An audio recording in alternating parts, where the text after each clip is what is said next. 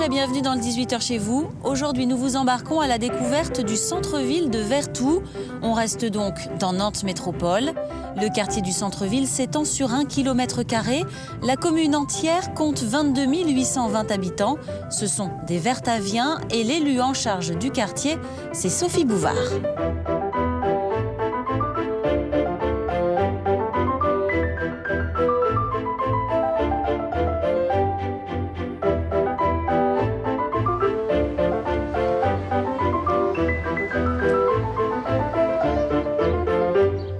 Jocelyn Gombon, bonjour.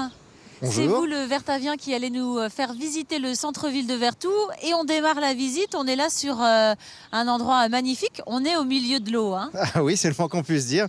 On est sur la chaussée des moines. C'est une chaussée qui a été construite vers l'an 1000 par les moines de l'abbaye de Saint-Martin de Vertou, qu'on verra tout à l'heure. Enfin, on en verra les restes tout à l'heure dans le bourg de Vertou. C'est une chaussée qui a été construite pour 3 objectifs principaux. Le premier, d'abord, c'était un pont à l'origine. Le deuxième objectif, c'est que ça permet de distancier finalement l'eau douce de l'eau saumâtre, puisque l'influence des marées, elle est encore influente ici. Donc, elle remontait jusqu'ici. Elle remonte jusqu'ici, tout à fait. C'est important parce que on faisait pas laver son linge dans l'eau de mer. On faisait laver son linge dans l'eau douce. Et donc, finalement, les bourgeois nantais amenaient finalement au 18, 19 et début du 20e siècle leurs draps à faire nettoyer ici par les lavandières. Et finalement, tout le long de la Sèvre, on avait des lavandières. On avait des bateaux lavoirs en série sur le chêne, sur la Barbinière, juste à côté, qui venaient nettoyer les draps des Nantais. Et puis la troisième fonction, elle est essentielle et c'est la fonction originelle, c'est que ça permet de rendre navigable la Sèvre jusqu'au Palais et puis jusqu'à Château-Thébot. Et finalement, sans cette chaussée, le vignoble nantais ne serait sans doute pas développé, puisque effectivement, ça permet à la Sèvre d'être navigable et ça lui permet finalement de trouver des débouchés économiques. Alors on imagine que les habitants aiment bien venir se balader là, hein, le week-end. C'est un lieu de promenade, la chaussée des moines. Ah oui, c'est un lieu de promenade, la chaussée des moines. On peut faire un petit tour, effectivement. On peut traverser la chaussée et la repasser par le pont de la chaussée des moines juste après. C'est un lieu qui accueille également chaque fin de printemps, on va dire, un festival, le festival Charivari. Et puis il y a également des lieux d'exposition tout au long de la chaussée. Il y a une exposition de peinture, un site d'exposition de peinture. Donc ce qui fait effectivement que tous les dimanches, il y a beaucoup de monde. Avec les restaurants, le parc également à côté. Le parc, effectivement. Les superbes restaurants qu'on peut avoir à proximité, avec trois beaux restaurants qui sont implantés là. Un particulièrement réputé d'ailleurs, le Monte Cristo, qui a même une réputation au guide Michelin. C'est indéniablement un lieu de promenade, oui. Alors derrière ces restaurants, on le voit, ça monte un petit peu, c'est le bourg de Vertou avec l'église derrière. On va aller découvrir tout ça ? Et voilà, on est parti. C'est parti.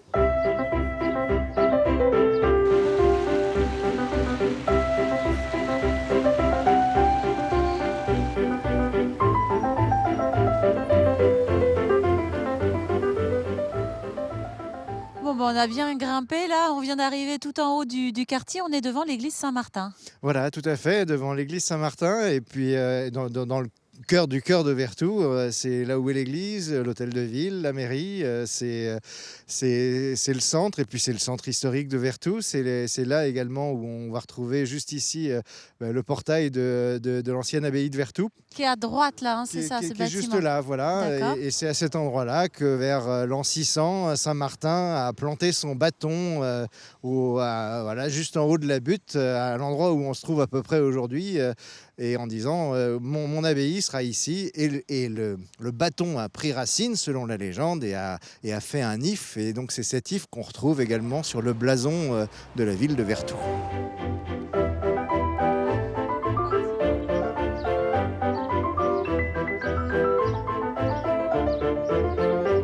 On termine notre visite devant la médiathèque. On est là sur un bâtiment qui a été complètement réhabilité. Quelle était son histoire ? Ça c'était l'hôpital de la ville de Vertou. Donc c'était qu'une partie de l'hôpital de la ville de Vertou. Il y avait d'immenses bâtiments qui étaient tout autour de ce bâtiment-là, qui était beaucoup moins beau que celui-ci. D'ailleurs, quand on est arrivé à Vertou, on s'est dit, oh, c'est pas très joli ces gros bâtiments en béton, blocs de béton. Est-ce qu'on a envie d'habiter ce centre-ville-là?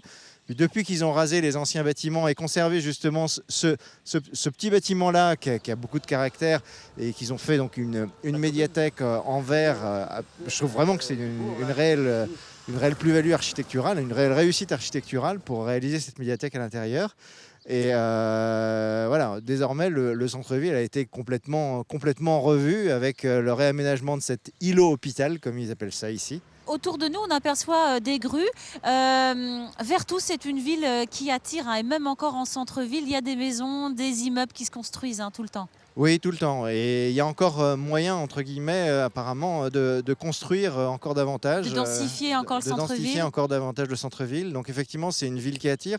C'est la commune la plus riche du sud de la Loire. Donc du coup, effectivement, elle attire énormément. Il y a beaucoup de services, beaucoup d'associations. Au niveau scolaire aussi, c'est bien pourvu.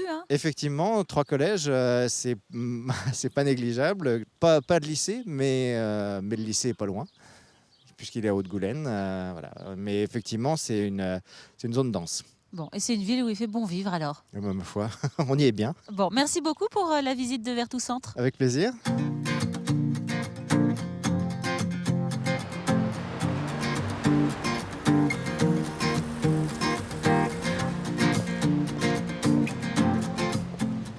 Parmi les nombreux commerces du centre-ville, il y a une librairie. Elle s'appelle Lisez-moi. Par ici la visite.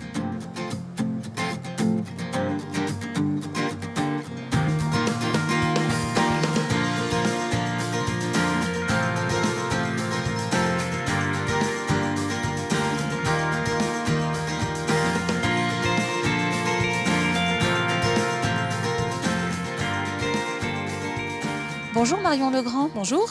Vous êtes la libraire de la librairie Lisez-moi. C'est une librairie indépendante. Vous êtes installée dans le centre-ville de Vertou depuis bientôt 2 ans, c'est ça? Presque un an et demi, oui. On a ouvert en juin 2014. Qu'est-ce qui vous a motivé d'abord à venir vous installer ici, au cœur de Vertou?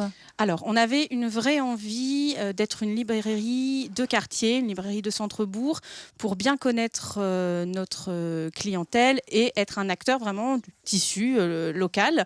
Et pourquoi Vertou? Parce que déjà, c'est une ville qui est agréable, une belle ville avec, on va dire, une population suffisante pour ouvrir une librairie. Donc le choix s'est fait assez simplement, en fait, presque un coup de cœur qu'on a quand même vérifié avant de s'installer. Alors ici, dans cette librairie, vous proposez pas que des livres, il y a aussi des jeux, secteur jeunesse, adultes, étudiants. Qu'est-ce qu'on trouve? Alors c'est une librairie donc généraliste, donc il y a à la fois un petit peu de guide de tourisme, de la littérature jeunesse, de la BD, un peu de tout, de la cuisine. Et puis on avait aussi envie d'avoir des jolis produits de papeterie, des petits carnets, des choses qu'on ne voit pas forcément partout, qu'on aime bien. Donc il y a toute cette partie-là, carterie aussi. Et puis pour les enfants, de travailler aussi un peu du jeu de société, des jolis loisirs créatifs, un petit peu de jeu. Donc voilà, des produits qui font sens avec la librairie, notamment souvent parce que c'est les mêmes illustrateurs qui font ces produits et qui font aussi des livres pour enfants. Donc on retrouve le lien. Ça, c'est important. Les jeux, par exemple, il y a un partenariat aussi avec la ludothèque. Quand vous dites être acteur du territoire, c'est aussi des liens, des passerelles comme ça. On vient tester le jeu. Voilà, la ludothèque de Vertou, les petits clowns, vient régulièrement à la librairie et propose à nos clients de tester certains jeux qu'on vend en magasin. Et donc 1 an et demi après votre ouverture, pour l'instant, le bilan il est plutôt positif, ça fonctionne bien? Très positif. On a la chance d'avoir une clientèle très fidèle qui nous suit, qui est, je pense, ravie d'avoir une librairie dans le centre-bourg. Et du coup, oui, c'est un vrai plaisir renouvelé chaque jour pour nous, un pari vraiment réussi et on est très contente d'être ici.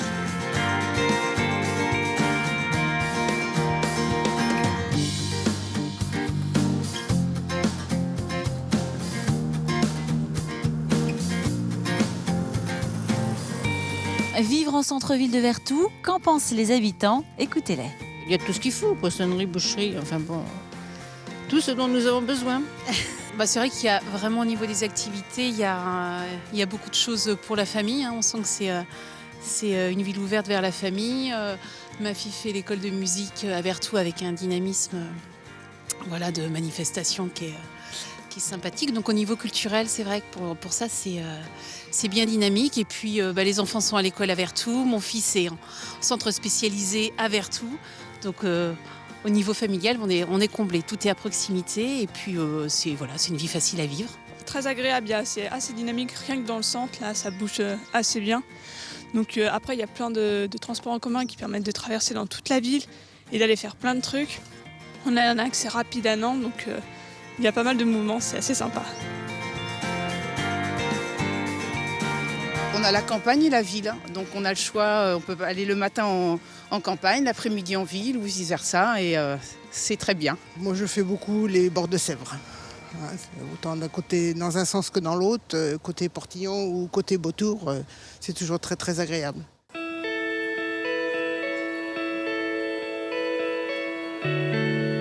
On passe à notre rubrique consacrée à l'actualité des Web TV avec cette semaine TV Rezé qui a rencontré un sculpteur pas comme les autres. Je vous laisse découvrir sur quelle matière il travaille.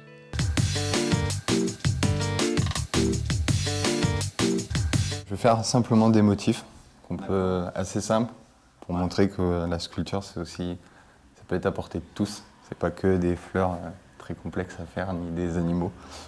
Donc ça va être des motifs simples qui permettent de décorer des plats, des assiettes.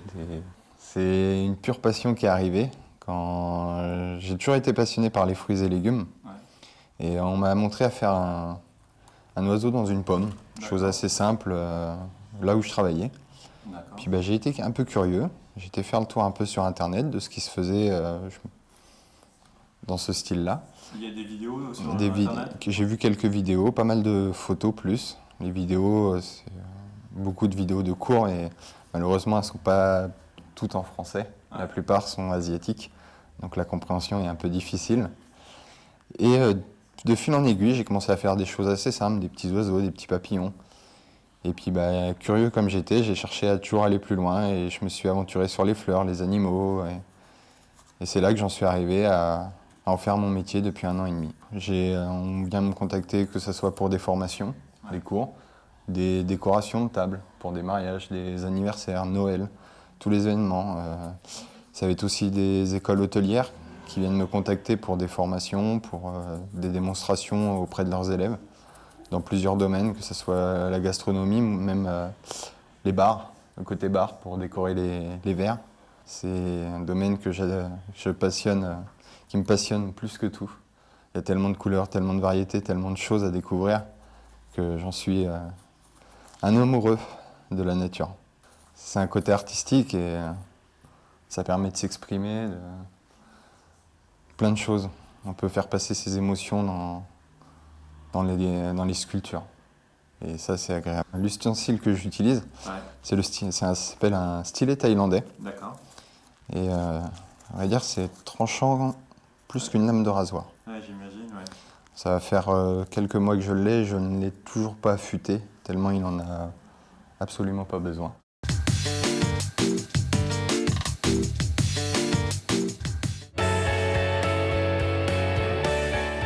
On termine cette émission consacrée à Vertou Centre-Ville avec les coups de cœur des rendez-vous dans le département et une première idée de sortie ici à Vertou.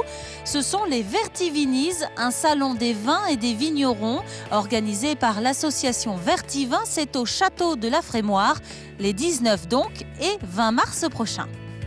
Le Mali est à l'honneur à Saint-Viaud, samedi 30 janvier. Le matin, un danseur malien organise un stage pour apprendre les danses traditionnelles.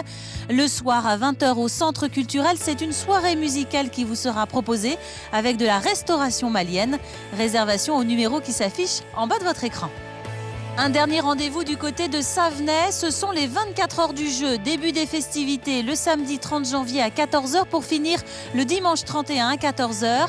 Un rendez-vous donc pendant 24 heures pour s'amuser entre amis ou en famille dans plusieurs endroits de la ville. C'est organisé par les associations locales. C'est la fin de ce 18h chez vous consacré au centre-ville de Vertou. Vous pouvez nous retrouver sur internet www.telenant.com. À bientôt.